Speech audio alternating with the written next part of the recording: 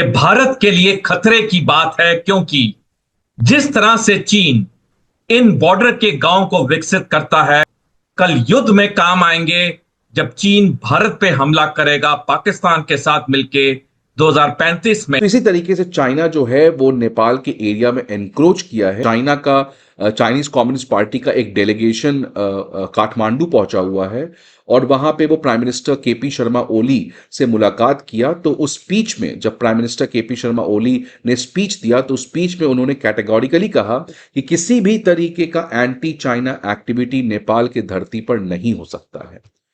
ये केवल एक पार्ट था स्पीच का, इसके अलावा और भी बहुत सारे चीज केपी शर्मा ओली ने बोला है। इनफैक्ट शी जिनपिंग को उन्होंने एक तरीके से गरीबी हटाने का मसीहा भी माना है। लेकिन ये कभी ना सुधरने वाला चीन है, अपनी हरकतों, करतूतों और चालबाजी से कभी बाज नहीं आने वाला। डोकलाम पर ड्रैगन की लंबे वक्त से बुरी नजर है और इसके लिए लगातार साजिशों के जाल बुन रहा है। भूटान की सीमा पर बसाए गए गांव चीन की इसी साजिशों का हिस्सा है। दुनिया में दूसरों की जमीन पर हर वक्त कब्जा करने की फिराक में रहने वाला ड्रैगन भूटान की जमीन में घुसने लगा है। एक रिपोर्ट से चीन की साजिश का बड़ा खुलासा हुआ है। रिपोर्ट में दावा किया गया है कि चीन ने भूटान में 22 गांव बसा लिए हैं। सरप्राइजिंगली केपी शर्मा ओली एक तरफ बॉर्डर इनकर्जन्स को भूल जाते हैं और दूसरी तरफ प्रो चाइना और एकदम शी जिनपिंग के साथ खड़े होकर शी जिनपिंग का तारीफ करने से बचते नहीं है। तो आखिरकार ऐसा क्या हो रहा है कि नेपाल में चाइना का इतना ज्यादा स्ट्रैटेजिक एंट्री हुआ है और इंडिया का रिसेंट टाइम्स में इन्फ्लुएंस, क्योंकि आपको पता है कि Nepal India has been a civilisational cultural partner, लेकिन आज पिछले 10 साल से इनफैक्ट इंडिया का नेपाल के पॉलिटिक्स और नेपाल के लोगों के बीच में थोड़ा इन्फ्लुएंस कम हुआ है और इसी इंडिया के घटते हुए इन्फ्लुएंस का फायदा चाइना ने उठाया है। इनमें 19 गांव और 3 छोटी बस्तियां हैं। 3 गांव को कस्बों में अपग्रेड करने की तैयारी है। इन 22 गांवों में 752 रिहायशी ब्लॉक्स बनाए गए हैं। इनमें 2284 परिवारों के रहने का इंतजाम किया गया है। इनमें से 7 निर्माण 2023 की शुरुआत से सामने आए हैं, यानी चीन ने बीते 1.5 साल में इन कब्जे वाले इलाकों में तेजी से निर्माण कार्य किए हैं। इन गांवों को बसाने में चीन ने ऊंचाई वाले इलाकों को टारगेट किया है। देश में अलाउड नहीं होगा। नेपाल जो है वो पूरी तरीके से कमिटेड है वन चाइना पॉलिसी को लेके और केपी शर्मा ओली ने यह भी कहा कि हम एक्सपेक्ट करते हैं कि चाइना जिस तरीके से हमें इकोनॉमिक डेवलपमेंट के लिए मदद करता है वो इसी तरीके से मदद करते रहेगा।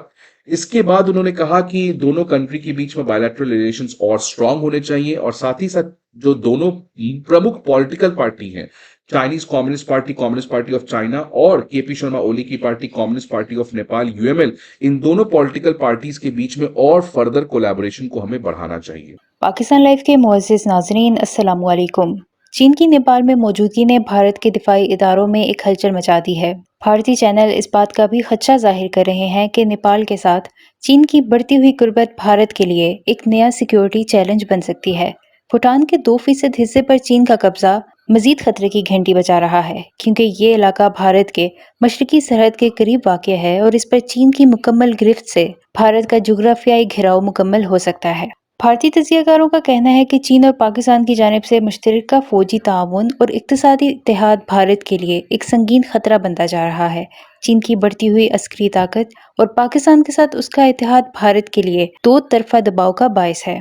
भारतीय मीडिया का दावा है कि 2035 तक चीन और पाकिस्तान मिलकर भारत के खिलाफ एक बड़ी फौजी कार्रवाई का मंसूबा बना सकते हैं, जिसके नतीजे में भारत को अपने शुमाली और मगरबी महाज पर बड़ी चोट का सामना करना पड़ेगा। भारतीय मीडिया में ये खदशा भी जाहिर किया जा रहा है कि नेपाल और भूटान जैसे ममालिक में चीन की मौजूदगी न सिर्फ भारत की सलामती को खतरे में डाल रही है, बल्कि पूरे जनूबी एशिया के जुग्राफियाई तवाज़ुन को भी बदलने की तैयारी कर रही है। चीन का सीपैक मंसूबा भारत की पोजीशन को मजीद कमजोर कर रहा है और ये इत्तेहाद भारत को मुकम्मल तौर पर घेरने की हिकमत अमली का हिस्सा बन सकता है। अब भारत के दिफाई माहिरीन का कहना है कि भारत को अपनी खारजा पॉलिसी में बड़ी तब्दीलियां करनी होंगी ताकि चीन और पाकिस्तान के मुश्तरका असर और रसूख का मुकाबला किया जा सके। इस हवाले से भारतीय मीडिया किस खौफ का शिकार है, इस वीडियो में देखें। वीडियो में आगे बढ़ने से पहले मेरे चैनल पाकिस्तान लाइव को सब्सक्राइब जरूर करें ताकि आने वाली वीडियो अपडेट से आगाह रहें। और पांचवा बहुत प्रमुख पॉइंट है, आप देखिए क्या कहते हैं कि उन्होंने कहा कि जो कम्युनिस्ट पार्टी ऑफ चाइना है और उसके जो प्रेसिडेंट है शी जिनपिंग, इनके नेतृत्व में चाइना एक बहुत बड़े डेवलपमेंटल जर्नी से गुजर रहा है। इनफैक्ट चाइना में शी जिनपिंग के आने की वजह से पॉवर्टी और होलिस्टिक डेवलपमेंट, इंक्लूसिव डेवलपमेंट बहुत ज्यादा बढ़ा है। और शी जिनपिंग का ये जो पूरा पाथ है, इससे नेपाल को बहुत कुछ सीखना चाहिए। नेपाल के हित में है शी जिनपिंग के लीडरशिप और शी जिनपिंग का जो पूरा मॉडल है, उससे हमें सीखने को। तो एक तरीके से केपी शर्मा ओली आप देख सकते हैं किसी भी तरीके का बॉर्डर इशू को रेज नहीं किए, इनफैक्ट तारीफ पे तारीफ इन्होंने चाइना का किया है। अब सवाल आता है कि आखिरकार इतना प्यार क्यों है? तो इसके प्रमुख 3 कारण हैं। एक तो कंपल्शन है, बिकॉज आपको अगर आपको शायद पता होगा तो हमेशा से नेपाल के पॉलिटिक्स, पहले नेपाल एक मोनार्की हुआ करती थी और उस समय नेपाली कांग्रेस एक ही पॉलिटिकल पार्टी थी जिसका बहुत बड़ा इन्फ्लुएंस था। लेकिन कम्युनिस्ट जो है, ये जो दोनों पार्टी कम्युनिस्ट पार्टी हैं, ये सीपीएन, यूएमएल और माओवादी सेंटर, इनके राइज में चाइना ने एक बहुत बड़ा रोल प्ले किया है। तो केपी शर्मा ओली खासकर इनको एक तरीके से चाइना की बहुत बड़ी कृपा है, इनके पार्टी को पावर में आने के लिए चाइना ने बैक एंड पे बहुत ज्यादा कुछ सपोर्ट किया है। तो ऑब्वियस बात है केपी शर्मा ओली को फेवर तो रिटर्न करना होगा। आइडियोलॉजिकल रीजंस, इस समय नेपाल में कम्युनिस्ट की सरकार है तो कम्युनिज्म एक कॉमन आइडियोलॉजी है जिसके अंदर ये दोनों एक साथ काम कर रहे हैं। और इकोनॉमिक रीजन, चाइना जो है वो नो डाउट इंडिया से कई गुना ज्यादा चाइना नेपाल में इन्वेस्टमेंट किया है। तो इकोनॉमिक, आज के जमाने में तो जो आपको मदद करे आप उसी के साथ जाओगे, भूल जाओ दोस्ती यारी क्या है। तो एक तरीके से इकोनॉमिक रीजंस की वजह से भी ये चीजें हुआ है। अब बात आता है कि आखिरकार चाइना जो है वो नेपाल में इतना ज्यादा क्यों इन्वॉल्व है। जिस तरह से एक के बाद एक 22 गांव बसा लिए गए, इसके पीछे मंशा साफ है कि उसकी नापाक नजर भूटान की जमीन पर है। चीन पूरी प्लानिंग के तहत लोगों को यहाँ बसा रहा है। भूटान के लिए तो बड़ा खतरा है ही, लेकिन ड्रैगन की असल नजर तो डोकलाम पठार पर है। 2 फ्रंट वॉर के लिए